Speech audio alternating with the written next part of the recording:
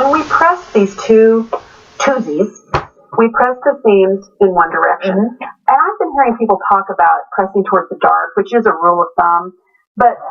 And we've pressed this towards the black fabric. Both of these are fairly dark fabric. But don't get too tied up about pressing towards the dark, because sometimes seams have a way they just kind of want to go. And so think it through, because unless your fabric is super light, it's not going to show through. Red and white, I press toward the dark. And then, well, I'm going off on a tangent, but then you want your seam allowance. You really need to be careful that your seam allowance is accurate so nothing is sticking out. So we press these in opposite directions, and I'm going to hand this to you, Mary, so that I'm going to turn them this way. Because another point is, when you are able to, if you can make the seam that's going into your machine away from you and the seam underneath toward you, if your fabrics crawl at all, it can't crawl too far. It gets stuck.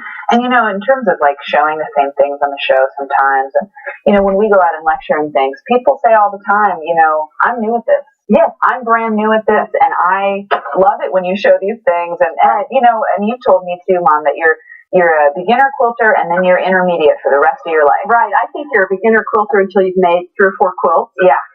Good size ones, and then live in the land of intermediacy for the rest of your life, because the experts, that's kind of up there where the air is rare in competition and so forth. And it's kind of happy to be just kind of middle of the road, I think. I'm happy. So let's take a look here. So that little trick makes a very nice center for our four-patch. Okay, so next we have a really interesting technique to share. And this is going to make all 4 of those gold and white goose chase units that we need for the middle. So it starts with a square, and for more information about this today's show and the pattern and so forth, you can visit bonsamporter.com, and there's a TV section there. And that, we always put in our instructions the size that you need. So we have a larger square, and we take 2 of our gold fabrics, our squares, and I'm going to use this marking tool, and I'm going to draw lines that are sewing lines. And I'm going to hold my mouth in the right position as I'm drawing, because I want my lines to be very accurate. Okay, so I mark. I'm doing this with a pencil that makes a dark mark. Press down on that ruler, because you don't want it to fly. And also, I like a mechanical pencil like this, because a regular pencil that you have to sharpen gets dull, and the line gets bright. And I got a good grip on this here. Pencil too, even if it's a fabric marking tool, there's dust, and this, you use something that doesn't flake. Okay, so there's my line, and instead of having you sew these long seams, we're going to sew some other ones. That was too hard anyway. Just kidding. I was kidding. So here's one where we've already sewn those 2 lines, and you sew right on the line that you've marked. Question: would you put a pin in here? It's a preference. Right? I wouldn't, just because I don't want to knock things out. I think you wouldn't have to, but you can if you want. Okay, so now I'm going to cut this apart. I could cut it apart with scissors, because the accuracy is already worked in. Right. But as long as you don't cut too close to your stitch line. Right. And so you could sit at the TV and cut with scissors, or you can get the rotary cutter out. What I'd probably do in reality is I'd make a bunch of these first, and then I'd do them all. I'd make a bunch of them, and then I'd sit in front of the TV and cut them with the scissors. Or the nice windows, the snow. Yeah, or outside. Outside in the springtime. Okay, so this gives us these shapes, and I'm going to press. I'll bring them over here to the pressing station. I wish I made flying geese like this all the time, because you get so many more quickly. I do a lot of flippy corners. I do too. Which is the technique we've shown on the show. We have. Okay, so there's one. Now, would you clip dog ears yet? Not yet. Okay, not yet. I'll wait till I have more of them. Okay. So but you could. Okay, got it. Okay, so now we have 2 more, our other little gold squares, and I'm going to set these up, and you're going to do both of them, and it's going to be like magic. And another tip I have for today, so full of tips is to start sewing from where you're seeing this here. Start sewing from that side of this unit, rather than starting in the middle of all of those little points, because you're kind of you're not sewing into 2 layers of fabric, you're kind of sewing into one, and it's like no man's land. Okay, it looks like a little airplane, and you're coming in for a landing. Yeah, not you sew and I'll mark the other one. Because what I want you to do, Mir, is after you sew that line, don't stop. I'm going to give you this one, and you can feed them in because you know we like the chain piecing. And then you can snip those apart. Yeah, at the doctor's office, waiting for your kid. Something. Okay, that one goes in, and I'm going to grab some scissors.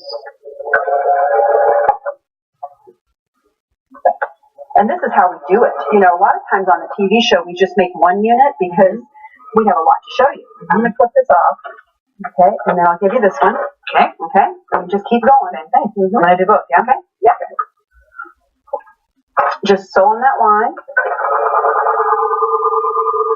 We're going to get to do sewing together this weekend. Yes. We're making. I cut the thing. I didn't change it. That's okay. That's fine. That's great. Okay, because we have a scissors, we just can cut it right off. Okay, so now I'm going to, I think just to show you what I'm talking about, I'm going to cut this one with scissors. Because we can, yeah. But you do want to be careful. Go down the middle. Yeah. Okay. This is going to be so exciting. Yes, the big reveal. The big reveal. Okay. They're very accurate this way. Yes. They're more accurate. Okay. So look, these geese just flew right in. And so we press these out. Wow, they look beautiful. They look great. They're very accurate, and you get all four. Okay? Yeah, that's a great way to do Should I press? Do I have time? I think I can press them. And you know, you need these all the time. They're one of the basic building blocks of patchwork. It's like the half square triangle, the 4-patch or the 9-patch, the flying goose. Yeah. You know, the square and square. Then the hourglass, maybe. Yeah, the hourglass, the quarter square triangle. Well, and what this technique is particularly good for is if you need a lot that are the same fabric combination. Right. So if you're going for super scrappy, not so much. So these are, hey, why don't you get your scissors over there? Okay. And let's just cut our little, okay. What do you call them? You call them dog ears? And then, did you call them bunny ears so much? Well, I was trying to get that to stick, but it didn't catch on. It didn't go viral. It didn't go industry-wide. I don't think. There's still time. Okay. We should, if we were home doing this, we'd have a little paper bag. That's right. We'd be putting things tidy. It's kind of one of my tips because if you're tidy with these things, you don't track all over the house. And I want to avoid having to clean the house. You have to vacuum it. And I don't want a new job. Okay. So there's our 4 flying geese units. Great. Okay. So you know what we could do? Let's bring your lovely 4-patch back here and show how these go this way. And we're going to join in rows. So we need our little blue squares. Yeah.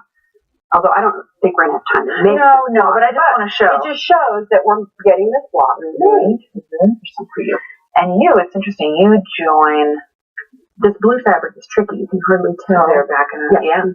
You know, Mom joins her rows horizontally, vertically. Yeah. 1, 2, Liz and I were different too. And then I join from the top and the bottom. But it doesn't matter. It's just how you orient yourself. Okay, so the last unit we need, now I'm going to bring this one in. I knew I might need some of this. Okay, the last unit, we need 4 of these. And this is like we're saying, it's similar to the flying geese, only it's longer. So we're going to use a little bit different technique for these. Just a bigger bird. So in fact, let me move this over. This makes our jib camera operator love us. Yeah. Okay, so for this, what we're going to do is we're going to put the white, the light. In my quilt, it was the little blue and white shirting fabrics. And I'm going to give you a line again because it's not a bad idea when you're so accustomed to doing this kind of unit. This is a flippy corner. This is another way. You can just eyeball it, but it's nothing. There is not a bad thing to draw a line because you got to, you got to see it. Yeah, you want to be able to see it. If you're using flippy corners for a regular flying goose, it would just be a square. That's right. And you'd be able to see where that corner is. Okay. And if it's smaller than this, sometimes you can get across without drawing the line and you can be pretty accurate. But a big unit like this, I draw a line because, you just start wandering around. Right. Your stitch takes a little meander. All right. Okay. So look, I sewed just a titch over to the side that we're going to flip back. We should have mentioned that. Well, we're mentioning it now because I just a stitch's length width. Because it's the thread itself. When you open out that piece, it takes up just an infinitesimal amount. Tiny bit. Okay. You'll see as you sew a lot of these. So I'm going to finger press this. And this one, I'm going to use scissors and trim this off. And this white on white fabric is another one where it's very easy to get it turned to the wrong side. And you have to trim that before you sew the other side. Otherwise, you get a buckle in the top. Okay. You'll probably do it wrong once, and you'll see what I mean. Yes. Okay, so looking good. So now we take the other one, and here again, we want to make sure we get the right. Yeah. There's a couple things to say about this. Yeah. We want to be sure we get the right sides together, and we want to be sure and draw our line the right way. Yeah. Because if you draw it this way, you've got a different unit. You're designing a new block, right? Okay, so I want to be able to see that little corner there.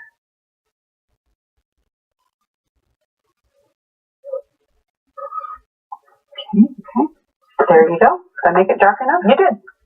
Right. And that's why, having different kinds of marking tools is important, because of course we couldn't see this with the white. A white wouldn't show up. I mean, and sometimes a dark fabric has a very light background if there's white print on it. So didn't you say some of your fabrics were Dutch?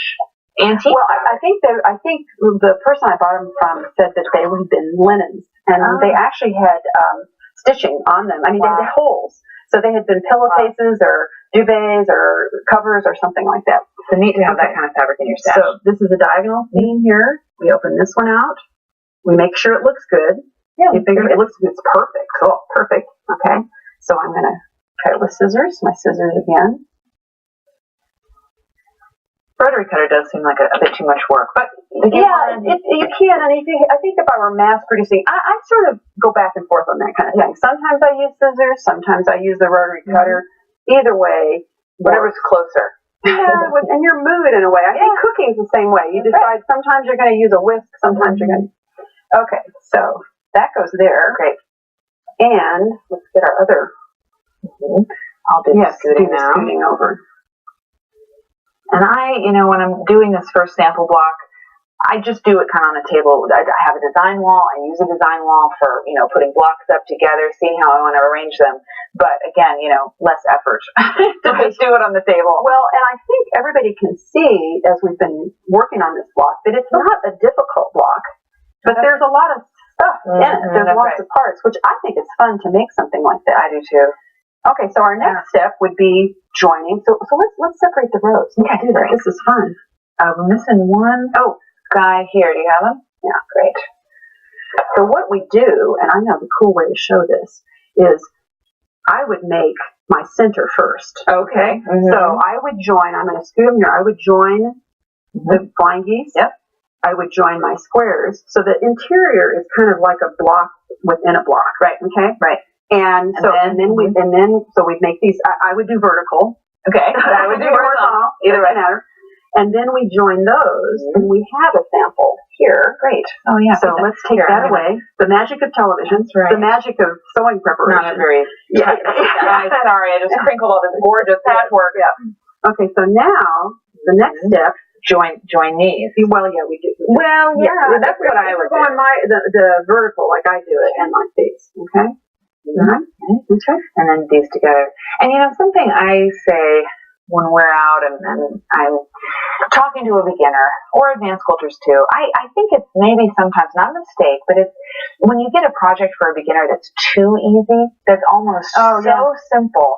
I think that, they might get bored with it. So if you have a beginner in your life, this block may seem too advanced, but they're basic patchwork elements. And if you can have a beginner, if you're a beginner, and you can get a flying goose down, you can get a 9 patch, and you can make this block. And I think sometimes when the block is more interesting, you fall in love with it more because you're like, whoa, I made this, look at my block. And you just want to make more and more and more. So, well, and I would add to that in that if you're helping a beginner, so I'm speaking to seasoned quilters who may have a daughter-in-law, a sister, a mother, a friend that would like to make a quilt. It's what I think the very best way to do it is to just teach them how to sew an accurate 1/4 inch. Give them the seam test, and you cut out the block. Because cutting is it's a hurdle. It's a hurdle. I mean, because you want accurate cutting so that the sewing goes well. So if you do the cutting, and the pressing and the pinning, and just let them make blocks. Yeah. Okay, the sewing's really sewing. So once we have the block made, the next step is, and this is what I do on all my quilts that are sashed. You're going to sweep that away? Yeah, we'll do it. Okay. I'll mess up more patchwork. Yeah, we can repress it later. Okay. So what I like to do is pre-sash. I'm moving this around a little bit again, but my blocks were a little bit different. Not really very much, but regardless. I mean, if you pre-sash blocks, there's two reasons to do it. One is when you get the sashing on, so you're going to join the sashing and the sashing square and join the sashing strip to the block and then join those. Making a bigger block. If your blocks are all different fabrics, much more, then you can move them around on the design wall or the floor if that's how you work. Yeah. And you're not knocking the sashing off. Right. But the other thing is, by doing this pre-sashing, when you join those blocks, you have fewer long seams. You're not joining a hole. And we can look at my quilt. Yeah. And we should look at it anyway. But you see, if I had put that together rather than pre-sashing like we just showed, I would have a row, let's just talk vertical, of sashing block, sashing block, sashing block. And then I'd have this long strip that's sashing, square, sashing. And when you join those long seams, it's just kind of tedious, and there's really more drag on your quilt. Mom, I think there's more room for error. That long seam is hard to sew, I think, accurately. Because the quilt, as it gets heavier, it drags. Right. So pre-sashing is actually something I picked up from Liz. I had not really tried that myself. And once I learned that from her, I became a devotee to that. And I do, as we look back at Prussian Blue, want to comment on the beautiful machine quilting by Luann Downs. Everyone's lucky when they have a wonderful, talented long armor to work with. That would actually take more tops, more precious than gold. Yes. Long armors.